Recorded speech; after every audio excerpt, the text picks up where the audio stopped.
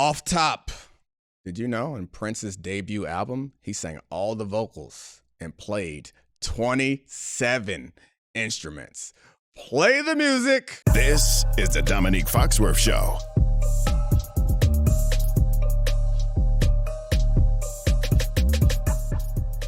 All right, welcome to the Domonique Foxworth Show, and yes, I am pandering to my guests and just coming. I knew that. Yeah, I know you knew that. I'm not gonna stump you with any music history. I'm not gonna stump you with any sports history either. I don't know what I could stump you with, but maybe next time I'll figure something out. Where are you weak? It's all good, back. What's going on, Doc? We're fresh off of Foxworth Friday. You can catch the beginning portion of this with Bomani Jones on his show. It's the same old show. It's the right time. The feed's the same. If you were listening to it before, you probably got it again. But if you weren't, download, rate, review, subscribe, all that stuff right after you do all that stuff on my podcast, too. That's right. But anyway, I'm glad to have you here. There's a few things that I wanted to talk to you about. I want to start with the New York Jets. They are not a relevant football team as far as the championship is concerned, but damn if they aren't interesting. Did you hear Robert Saleh plead the fifth on Michael K's show when they asked him about putting Trevor Siemian in place of their starter, Zach Wilson? I mean, what's he supposed to do, though? Like, his options are so poor. Like, you know, there's the Tom Moore quote about why only Peyton Manning practice, and it was because if he gets hurt, we don't practice. Okay, well, they got and Mo 1-2 on the depth chart. They had the homie White Mike, and I guess they had to stick with Zach Wilson, so they had to get White Mike out of there. Like, I feel like if White Mike was still there, I feel like they go to the playoffs. Yeah. I mean, maybe we have overstated how good White Mike was, but he sure seemed like it when he was not Zach Wilson. And Zach Wilson, bless his heart, man, he's been like a feel-good story this year. Don't nobody want you to play, but you keep going back there, trying to make it happen, and now they trying to put Trevor Siemian in there for you. And we all understand it, but also understand why you don't put Trevor Siemian in the game. So I'm not going to be as lenient on Robert Saleh as you. This is your job, head coach. Now, I am always going to, be lenient if somebody get an unforeseen curveball. Like, if they asked him about Israel-Palestine, I would be like, all right, Robert, you fumbled over that question. Makes sense. They asked this man about the only question he been answering for the past 2 damn years. And the one thing you could come up with was, I plead the fifth. And you know that you are in the New York market. And now this is going to become a big story hovering over your quarterback. Like, how are you shocked for that? It would be very odd if somebody walked up to me and wanted to talk about ESPN, and I'm like, I plead the fifth. Like, no, thanks you, bro. Yeah, I love ESPN too. But you know what that is, Dominique. That's when sometimes you just don't feel like lying. Yeah. But you got to, right? Yeah. Like, he just tired of lying. That's fair. Every day he got to come out here and tell some kind of lie about his quarterback. He don't want to lie no more, but he got to come in there and lie. And at that moment, he almost didn't want to lie, but then he's just like, nope. That's how you go to jail. And I know how you don't go to jail. You plead the fifth. I don't know that I've ever been that committed to anything in my life. I guess getting married, I'm as committed to my wife as they are to Zach Wilson. But my wife is great. Like, there's reasons to be committed to that. But I don't get why they're focused on him. Dominique, you looking at this the wrong way. You are looking at it as your commitment to your wife. Now, imagine that your wife wasn't that dope, right? Or no, that's not the way to do it. I'm going to get this right. Okay. Bottom line is, the Jets do still need him right now, right? Yeah. Like, he Mr. Right. He is Mr. Right now, whether you think he should be Mr. Right now. I heard Orlovsky make the point that they should have made the move for Josh Dobbs, and that is probably the move they should have made. Like, I laughed when the Vikings got Josh Dobbs talking about we still got a chance, but he's better than anybody could have got in this same circumstance. I feel like what must have happened, and you tell me if I'm wrong here, but there was a time where, like, Rick Mirer jumps out to me as an example. Didn't really work for Rick Mirer in Seattle. They could still find somebody to trade for. Mm-hmm. I don't think anybody, like, somebody was willing to trade for Trey Lance. They should have come out of last offseason when they got Aaron Rodgers. Like, we'll trade Zach Wilson for a 4th-round pick or whatever it takes. We saw people still trying to get Josh Rosen. That is the ugliest part of this, is that they decided to enter this season with him at quarterback again. And that to me feels like ego or commitment to your money or hubris or something like that, because he showed us last year that not only was he not good enough to play quarterback, he also didn't have the mental makeup, it felt like, to play quarterback in this league. The simple things like the way that Robert Saleh fumbled over that easy question. Zach was doing that over easy quarterback questions too, that any high school quarterback knows the answer to. We lost today. Do you feel responsible for that? Absolutely. I threw 5 touchdowns, 460 yards, no interceptions, and got a concussion on the last play getting across the goal line. Do you feel responsible? Yes. I wish I could have stayed, kept my head out of that hit so I could have been in there for the last play. Simple stuff. We all know it's but let us say it's and the fact of the matter was, we would probably have given Zach some leeway last year if he was balling. He was struggling, and he said that. So the reason why I don't know, I don't have much sympathy for the Jets or Robert Saleh in this situation is because they already knew. And they made the decision by bringing in Aaron Rodgers. They made the decision. We going all in. Aaron Rodgers is a 39-year-old quarterback. We don't need this developmental prospect. And that's what they were saying. They was like, see, what's going to happen is Aaron going to come on here. We're going to win with Aaron. And Aaron's going to make Josh ready to be the next quarterback. I am sorry. I don't mean anything harsh against Josh, but he got to go. There were free agent backups out there who were available. And it was foreseeable that your 39-year-old quarterback was going to miss a week or two at some point. And they came out here with a non-serviceable backup. Now, I will say this, by the way, you called Zach. him Josh rather than Zach, but if his name wasn't Zach, he does have Joshy qualities. Like, I can see him being a Josh. And, like, the name Josh doesn't really have a particular judgment in either direction. However, he doesn't look like a Josh I would like. I'll be the first to admit, and maybe it's been colored for me by all them clips of Josh. See, there I go. All them clips of Zach Wilson at the draft, looking like he had never met a black person before. Oh, man. Cats is out here with chains all throwing up signs, and he looked like he wanted to call the cops. That was the worst. He seemed so uncomfortable when he was up there. He was looking around like, oh, we do stuff with our hands? What set I'm repping?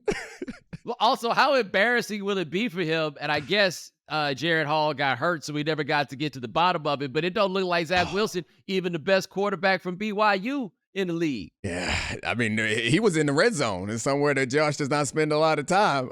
Josh, damn it, somewhere Zach has not spent a lot of time. I tried to be, I think, in the last few years, I've tried to be a lot more conscious of being respectful of everybody in the league, and not, because I think I caught myself, I never really got in a ton of trouble for it, but like I caught myself looking back at old takes where I'm trying to be funny, and in that I'm being harsh in a way that I didn't like and I didn't appreciate. And I'm like, man, I'm a grown man.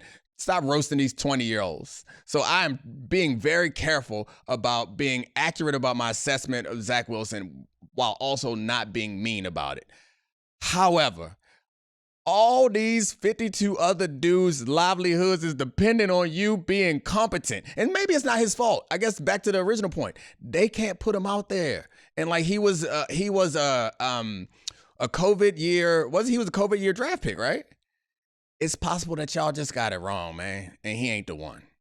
Other than Trevor Lawrence, they're all bad. Yeah. All the 2021 first-round quarterbacks are bad. And to be fair, that's probably correlation more than anything else, right? Like, what we've seen Justin Fields struggle with is something we saw Justin Fields struggle with in college, which is hurrying up and getting the ball out. The difference was he had the best receivers and great offensive line and everything else. It didn't really come up. Mac Jones, similar thing. Everything else around him's going right. He's got a Heisman Trophy winning wide receiver. He's at Alabama. All of this, he come out here and he stinks. Trey Lance is just the weirdest, right? He played 1 year. He didn't play the next year, and now he looks worse. But they're all bad. Zach Wilson was another one where people made the point that he had all day long to throw because they played this kind of like weak schedule going through the whole way. I remember when he got drafted, though, or when the draft came up, and it was just like, well, we know he's going number 2. Why in the world are we so certain of that? Like, I feel like, and I could be wrong, but Justin Fields has been better than him. Oh, yeah. Like, if you put Justin Fields in the Jets situation, I think we talk about Justin Fields somewhat differently. He's getting a lot more scrutiny because they was rooting for him for the first couple of years in Chicago, and then they just gave up. But New York don't work like that. They was out on Zach Wilson immediately. Yeah, the Zach Wilson. The Giants, however, they keep rooting for that dude over there. Are they? The Giants. I mean, I don't know if they can now. He only got one leg. All right, so the Giants are a team that looks like their fans probably want them to lose so they can get one of these quarterbacks near the top of the draft. Another team that I thought is probably fans are rooting for the same thing is the Cardinals. I think you and I both agree. Your quarterback, Kyler Murray, he's healthy. You need to play him. How do you feel about them looking for a quarterback at the top of the draft next year? I mean, you can look at these quarterbacks if you want, but what we just say about a whole draft, wasn't none of them quarterbacks the groove, right? Like, if you have a quarterback, I don't think you get greedy, right? Like, even Caleb Williams is not nearly the sure thing that I think that people want to make him out to be. 6'1", 215 pounds. Like, some of the questions that we have about size are still going to be there. And I think he's incredibly talented and can do all these things, but he's not a sure thing. And I mean, you know who also looked like a really good college quarterback? Kyler Murray. Yeah. That's who looked like a really good college quarterback. Won a Heisman Trophy and everything. So to me, no, I'd stick with him because I feel like what you need is a quarterback. Right. You don't necessarily need the quarterback. You need a quarterback. And they have a quarterback. I think, and yeah, what they could get for that pick too, because these quarterbacks that are coming out in the draft this year, and I guess this is the question. How many times have we had a quarterback that has been as hyped as Caleb Williams get to the league and actually stink? So the problem, I think, most quarterbacks drafted in the first round, they're first-round quarterbacks. They need a lot to be successful. There are a couple of them every so often, I think, fall in that category, like Andrew Luck, Trevor Lawrence, those type of guys that we know are good. The question is, do you think that Caleb Williams or Drake May are that good? Because if they are that good, then if you think they are that good, like they are can't-miss type of prospects, then obviously you get them. How sure are we? I guess that's the question. I don't know the answer. Is there a time where we had a guy that was as highly touted as Caleb Williams also fail? Ryan Leaf? Robert Griffin. Really? No. RG3 was not. Robert Griffin had that year, but Robert Griffin did not get a second contract. No. I'm not arguing that RG3 turned out to be a great NFL quarterback. I guess I don't remember heading into the draft the RG3 year and people talking about him like he was like people talked about John Elway, like. Oh, okay. So I would say this. They didn't talk about him in that way, but I think that had a large part to do with the presence of Andrew Luck. But okay. Griffin, I recall being viewed as can't miss, just not Andrew Luck, but can't miss in a similar way. Washington gave the 2 first-round picks they gave up to go get him were, for that day and time, a ridiculous haul to trade in order to get a dude. The excitement about him getting to Washington, you remember that. Like, that wasn't for a whim. That was for an expectation. And then after that, it didn't go for whatever reason. Now, the other question to be had at this point is, does playing for Lincoln Riley really get you ready to play for the NFL? Because we've seen it with Baker Mayfield, not quite, though I don't think it's Lincoln Riley's fault.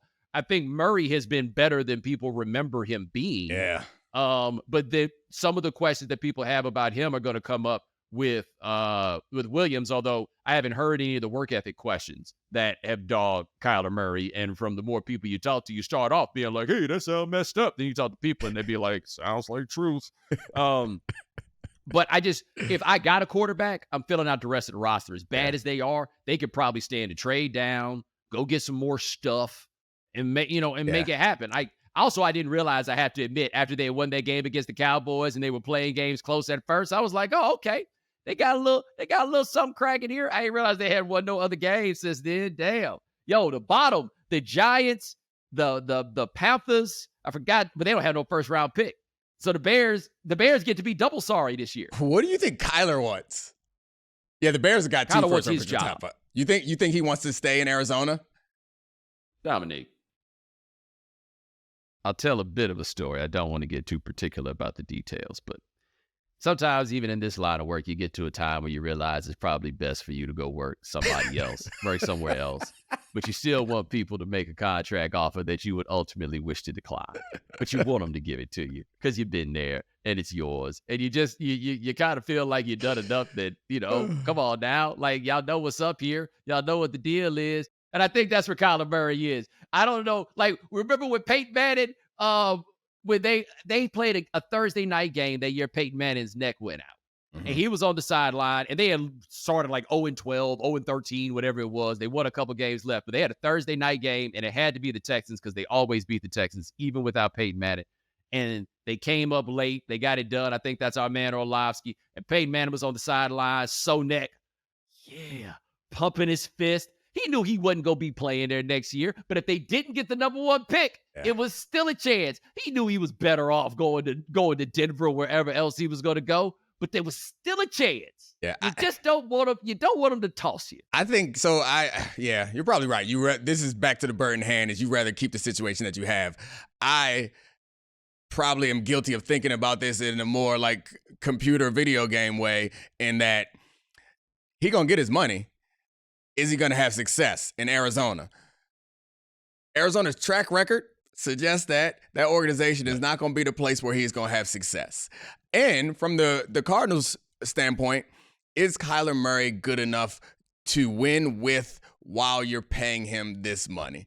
The bar for having success is lower when you have a cheaper quarterback. When a quarterback gets expensive, then you need the front office to draft well around him, but you also need the quarterback to raise his level of play. Is Kyler that good? Counter argument. He played for the Arizona Cardinals, and his head coach is Cliff Kingsbury, and they made the playoffs. Yep. Undefeated in high school, Texas high school football might be the most impressive thing on his resume. Yeah, and people don't like him. Like, I think he needs to work on that. I don't know why people who people don't like don't recognize. No, especially in that job, you should probably work on that part because I don't know. Even as we've talked about all these teams that obviously have, like, you need to figure out your quarterback situation. So I'm going to just run through the league, and you tell me if I'm wrong about these teams, is you got to figure this out. The Jets still have to figure it out, right? Yep. Fair to say. Mm-hmm. The Patriots. Yep. The Steelers. Questions, yep. The Browns need to figure it out. However, they figured it a little too good and too bad at the same time. Yep. So I'm going to leave them off. The Titans. Yep. I think, honestly, Will Levis has looked bad in these 2 weeks. I don't care what the numbers say. He has not looked good to me at all. Oh. He looked like he just like, I'm going to throw it up there and maybe y'all go catch it. The Raiders, the Broncos, the Commandos, the Giants, the Vikings, the Packers, the Bears, the Saints, the Falcons, the Bucks, the 49ers. I mean, so the Rams, kind of. Yeah, the Rams definitely long term. I mean, I don't think that Stafford's going to be there by the time they've rebuilt this as a championship level roster. Yeah. The question is not how many teams need him. That, for me, is why Kyler need to go ahead and get himself free. Need to talk about tanking. That's what I was just about to say. That's half the damn league. Yeah. I just rattled off half the damn league. And by the way, Seattle. That's not a long-term. Yeah. That's not a long-term situation that got there. Half the league needs a quarterback, and the Cardinals like, I don't know, guys. Maybe we ought to give ours up for a lottery ticket. But you're right but on that same front though, for you, if you're Kyler Murray, where do you want to go? Like, if we're talking about football, where do you want? Atlanta. I mean, I know you have your issues with the Falcons, or not your issues, the Falcons. The Falcons have issues being the Falcons all the time. And because him, Drake London, Kyle Pitts, and Bijan. Yep. Oh, baby, they can run the bone. That's like they'll assuming that knee holds up, y'all gonna have to figure out they're gonna be running a wing T on that. It is unstoppable. But I would say this though: if Arthur Blank ain't want no damn Lamar Jackson, I don't know how you feel about this. That's fair. That's the dumbest thing anybody ever said out loud. It is very dumb. Lots of teams behaved very stupidly at that time, but that. Can you imagine if they had Lamar Jackson right now?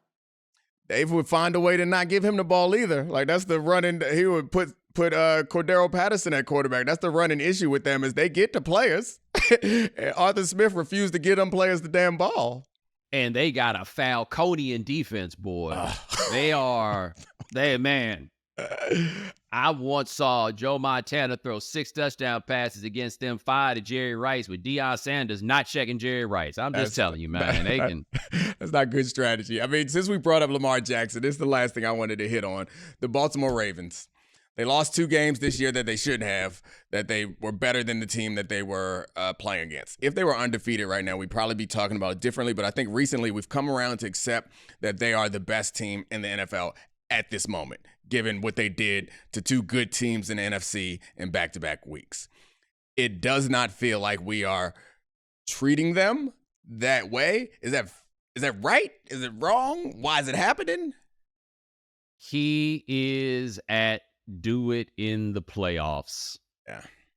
For his, and by the way, he got there after 1 year in the league. It's crazy. It's crazy. By the way, we didn't do that to Peyton Manning after 1 trip to the playoffs, right? Like, we have done this to him in a way. And by the way, they've won a game. Yeah. To be clear. And to be honest, it wasn't pretty. That game, it wasn't a Lamar. I think it was Tennessee, and he had like one good run. Is it about wins or not, dog? That's all I'm saying. For the people that say win a game in the playoffs, they don't get to talk about how pretty it is. They only get to talk about whether or not it's a win. No. You're right. You're right. However, Josh Allen's best game, the reason why we feel different about Josh Allen today is a loss. And the reason why I feel different about Dak Prescott than I did at one point was when he led 3 scoring drives as a rookie and still lost that damn game. But anyway, I'm sorry. I feel you there. No, but Josh Allen living on GTBW. Patrick Mahomes led a comeback in 13 seconds and don't get no credit for it because everybody want to talk about Josh Allen. GTBW. And it's not Josh Allen's fault. I'm not saying anything bad about Josh Allen. I'm talking about you. Anyway. Whatever it was. Oh, Lamar Jackson. Yeah. He, regardless of all of that, I guess my point is, he's the MVP this year by most of the metrics that we traditionally use at this point. And if you watch them, I haven't even looked at Lamar's stats. I've just watched them play. Yeah. On my back, boys. Let's go. It's still that. It's a more efficient version of it, but it's still that. The last week's game was the only time where I felt like he got some more offensive support. And I do think that the threats being there changed the way the defense works, and the coordinator is helping him. But it's that I heard your last show, we were talking about the LeBron problem, in that when LeBron gets there, it all becomes about LeBron because he's so good. I feel like Lamar has a little bit of that in him, in that you could put everybody on that team, but they not going to be as impactful as Lamar. And no matter how you design these plays, how you structure this, how you sub people in and out, as long as Lamar is on your team, you're going to need Lamar to succeed. Yeah, and it's like, is that how you have to build the offense, right? Like, if you're going to do it with him, is that the way that you have to build it? I'm not sure, but we're going to see. And also, this new defense, because we thought the defense was going to be the problem coming in this year. They schemed this up, dog. They the best by a DVOA of any defense since they've been recording a stat. I think first or second. That is crazy. I can't imagine that's sustainable, but it ain't gonna fall that far off. And they don't have guys like what you think of. You know, like the Browns have them type of guys. The Ravens don't really have them type of guys. They playing good team defense. Yo, I honestly don't know who plays defense for them. I mean, Jadeveon Clowney's balling. Roquan Smith that's is where balling. he is. That's right. Yeah. Jadeveon Clowney's playing well. Roquan Smith, Humphreys is there. Hamilton, that safety, is impressive. But when you watch the Browns game, you're like, oh, this defense is special because you know the sun at the center of this is Myles damn Garrett. When you watch the Ravens, you don't feel that way, which I don't know is good or bad, but you don't. At some point later, we're going to have to talk about Myles Garrett. He's another one of those who coming in the league. They're like, I don't know if he plays that hard. If he's not playing that hard, thank God. Otherwise, there'd be dead people. Like, if he played this hard in college, man, it'd just be dead people. Oh, man. Myles Garrett is a monster. He's good enough to make – I mean, everybody else on defense is good too, but he's taking pressure off a lot of boys. He's making it the reason why they're competitive. He's taking the real pressure off of. Yep. I was going to say on that note, but no, not on that note.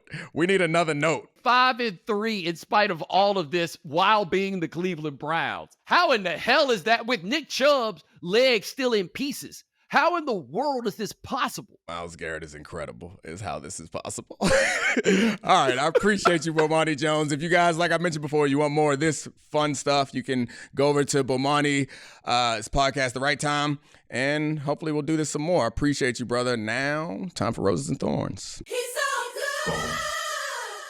How has Domonique been lately? Bad or good? Let's find out. This is Roses and Thorns.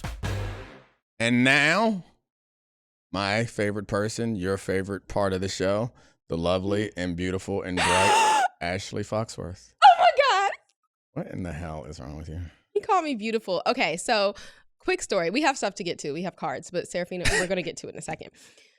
So when we saying we're going to get to something is the funniest thing ever. I'm sure Serafina has no confidence that we're ever going to get to the cards because you're going on a tangent. But I'm down for riding on this tangent as I am for riding. 3-minute timer. This I was just saying something cute.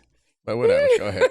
And you just steamrolled it. You say so many cute things. And I tell him he looks cute all the time. And I'm always like, oh my God, you look so nice. So the reason I got so excited when he just said I was beautiful was I remember back when you started. You're bright too. So normally that's what he would say. Normally he's like, oh, you're bright today, or you look festive today, or da-da-da. But he never says, I look nice today, or like, you're beautiful. That's the first time I've heard you say that, probably since I remember laying on my bed in the Commons, which is the apartment I lived in college when we first started talking. And I remember it was like where he said I was beautiful. And I was like, oh my God, thank you. But here's the thing. I don't think he doesn't think that I'm beautiful. You're very attractive, and people tell you tells me that. People tell you that you're attractive He never tells me that. all the time, especially in college. Like, it was a thing that was happening quite often. Me telling you're beautiful, you're trying to play it up like it was some major momentous occasion. The guy that I like, now the guy I love, the guy I'm married to. You ain't like me that much. I ain't even hit yet. Listen, I cannot stand him. I mean, back then I had. I know what you meant. But more and more, like, I want you. I don't care if anyone else in the world thinks I look nice. My daughters, they're so sweet. Wow. They tell me, like, you look nice. I mean, I want to think I look nice. If Jalen Hurts happened to see me and he thought I looked nice. I was wondering, we should put a clock on how long it takes to you. Like, because I'd be like, look at him thinking an old woman looks nice. You know what's interesting about Jalen Hurts? Okay, obviously, I'm not saying he looks old, like in a bad way, but he looks mature. He does. He is mature. He is, but most importantly, he looks it. From a football standpoint, that's one of the things, most positive things about, I think that those are connected. You can't be a mature football player and not be a mature human. And it seems like a lot of decisions he made with the people he surrounds him with are a reflection of him being more mature than most people. You want me to wrap it up so you can talk about how handsome he is? Yeah. Wrap it up so I can talk about the fact that he looks mature, which makes me feel like when I see honestly, you feel less like a disgusting person. Sanders and Shiloh Sanders, they're very handsome too, but they look like babies. So I can't look at them and be like, ooh, they're handsome. I can look at Jalen Hurts even though he's a baby mature. too. He's not a baby like them. Okay, he's not a baby like them. He's like 26, 27. Okay, and I'm 39. Yeah. But yes, if that 26, 27, however old he is, want to think I look nice. But the person I care most about me thinking I look nice is my husband right here. We do have to do a Jalen check-in because it's become, I was going to say a favorite part of the show, but it's really just your favorite part of the show. You like fawning over this child. We established that he does not look like a child, and literally he's not a child, so I'm allowed to fawn. Yeah, no, you're fine. I think before the show you were concerned that I was bothered by you fawning over Jalen. I don't care. So here's the thing. I actually I think it's goes back to my germophobia or something, like the idea of having to touch another man. I don't even like to touch him if he's sweaty. He's my husband. The idea, or if he hasn't had a shower, I don't touch him that much. The idea of having to ever be physical with another man really is disgusting to me, which even Jalen Hurts. He looks like he smells so good. He does. He does look like he smells good. He wears that Versace cologne that I love when you wear. You don't wear it all the time, but I love when you wear it. I'm lazy. It smells so good. When he's out of town, I just want to put it on and but it would just be too tempting to me. I don't know. Especially when I'm out of town, I don't wear it. Yeah, that would be. I was thinking that, and they gave him some travel sizes. He better not put that shit on for Mike Greeny on Get Up, because then people would smell him throughout the day, and that would be tempting for them. All right, I did want to talk about a mix of things. Jalen Hurts balling as usual. His knee is hurting, and his shoes were fly. I didn't know his knee was hurting. Yeah, his knee's a little bruised. Made me feel so sad. So you don't care about these fresh Jordans that he rocked? I know about Jordans now because I buy them for myself. Yeah, you do. Can we get a picture of the J's? Let me see. me. There they are. You see them. Oh, the roses are in the way. And those are the Wally moccasins, I feel like they say that they look like. They do look like those. But again, this is how he looks so mature. Like, that's an old man fly shoe, and he's out there looking running like a young man, looking like an old man, looking so good in those shoes. Jordans are phenomenal, generally. This is the wrong cleats. It just hit me that AJ. Yeah, they don't look like cleats. No. I'm saying this is the wrong Eagles cleat story to get your attention. AJ Brown was wearing, they fined him away from him, but he was wearing super bright cleats in order to make sure his daughter can find him on the field. Oh, a touching story. And I think I'm on the right person. I have another AJ Brown story. It was funny. ESPN he's a posted. monster. Okay, that's not it. That he said he really was like, good. my nephew's favorite player is Justin Jefferson. It'd be your own family. And I really identify with that because as much as my daughters are sweet to me, my son is hard on me. And it does be your own family. So I have heard of AJ, like literally just by seeing an ESPN AJ Brown Instagram recently, I've heard of AJ Brown. He's an incredible football I know there's player. a player on the Eagles named Swift. Yeah. Because Number it's not 0. Taylor Swift, so there's a Kelsey Swift there, and there's Kelsey Swift on the Kelsey. Did you see that Jason Kelsey was a finalist for Sexiest Man Alive? He's the center, not Travis Kelsey. Really? Yeah. And people?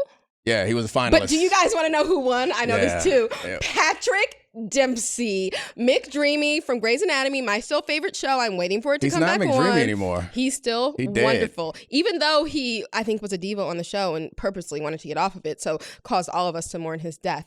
I do love him and miss him. And honestly, I'm not attracted to that many. Typically, I like a browner skinned man. It's not racial. It's just I'm attracted to browner don't like skin. white men. But You him do? and David David Beckham. Beckham. Yeah, I was gonna say those are the only ones. I like them. Me too. I only like browner skinned women. I only like one woman, actually. Only me. And that's such a lie because he was a United not a lie. Nations, or what's it called? Like when you date the whole rainbow. He was the Rainbow Coalition United Nations dater before we got married. So he You likes. don't know. You weren't there. All right, I've heard. So, And I anyway. befriended.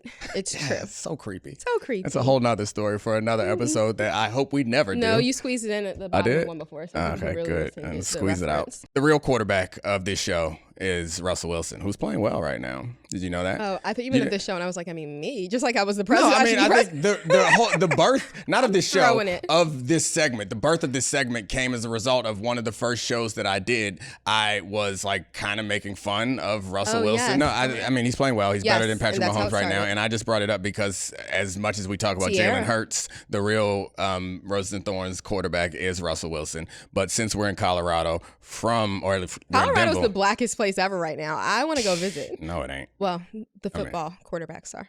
Yeah, they do have the I don't know, is the quarterback of Colorado State black? The head coach of Colorado State is black. The head coach at Colorado's black. But I wanted to talk about the Colorado Buffaloes. I remember one of our earlier episodes of this show, you were all gung-ho about how much you love the Colorado team and how it's black and Love 'em. You are out on the Buffaloes just like everybody I'm not else out who on the loves the Buffaloes. Buffaloes. I follow them. When the last time you watched them play a football game? Listen, I know that because my son spent the night with my parents last weekend and the game wasn't over till 1:30 and Declan stayed up with my dad watching it. So I know that they played and unfortunately that they lost. And I see Deion Sanders posting joyous things and great messages that motivate me in the morning when I see them. Oh, yes, they do. I got to solid core for the third time this morning. That's why you said I look nice today, because you can tell I've been working on my solid core. So toned. It's so not solid, guys. It's so squishy. Deion had a quote not too long ago about how he was just being incredibly critical of the offensive line, which is something college he's so coaches positive, I normally, well, not really. Something college coaches normally don't do, but this case is unique because their job is to protect his son, who is the quarterback. They better protect that handsome little boy. And I imagine that is. I feel like your whole value in people is on how attractive they are. No, I'm not. Oh yeah, why can't they protect him if he was ugly? Because I said earlier, it was just a callback. I'd earlier said Shador. Can you teach me about show business? Yeah, apparently he needs to learn. Anyway, I brought up Shador because he getting painkiller shots in the middle of games because they can't keep that man upright.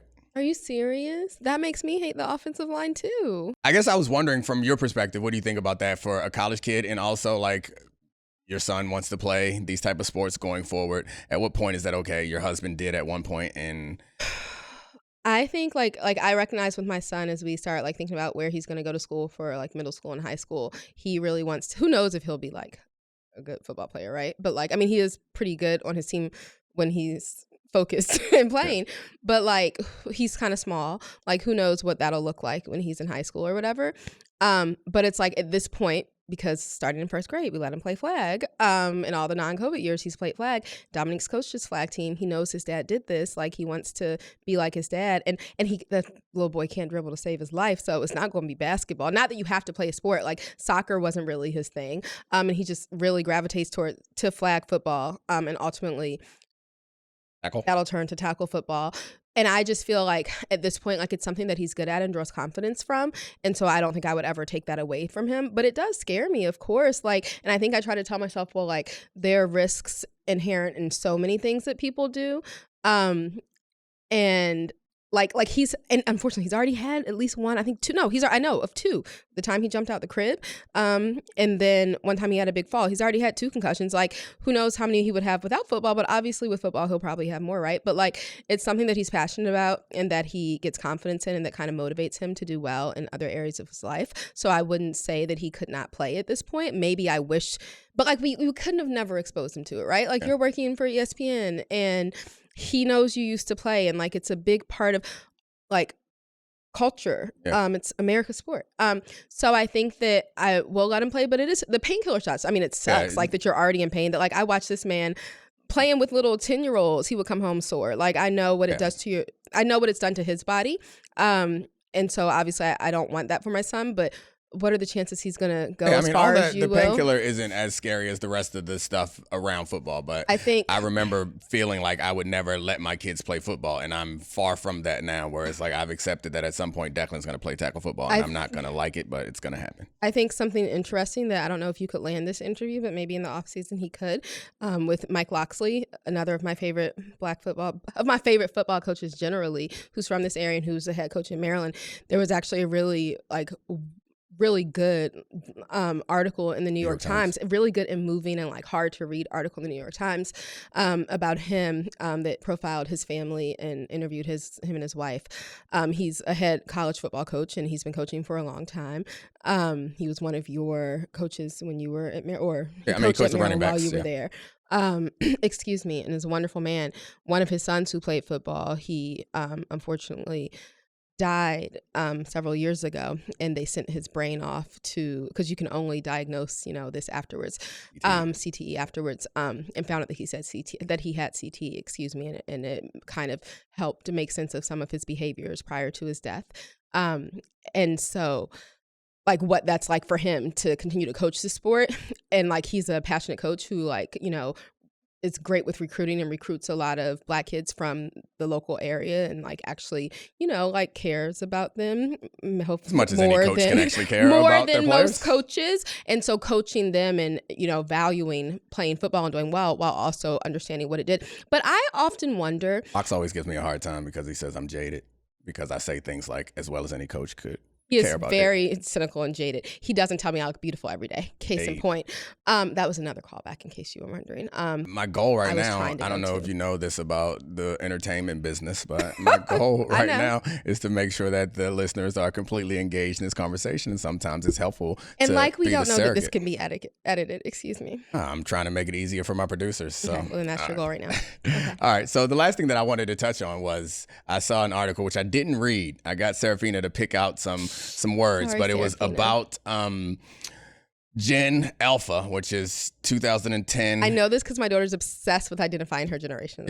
So they have some slang. So I got Serafina to read it and pick out a couple slang words for each of us to quiz one another on to see if we know Gen Alpha slang. When I heard this was going to be a topic, I was feeling kind of confident because I mixed it up. Like when I did reach Gen Alpha, and now I know that's what Avery says, so she's cusp of.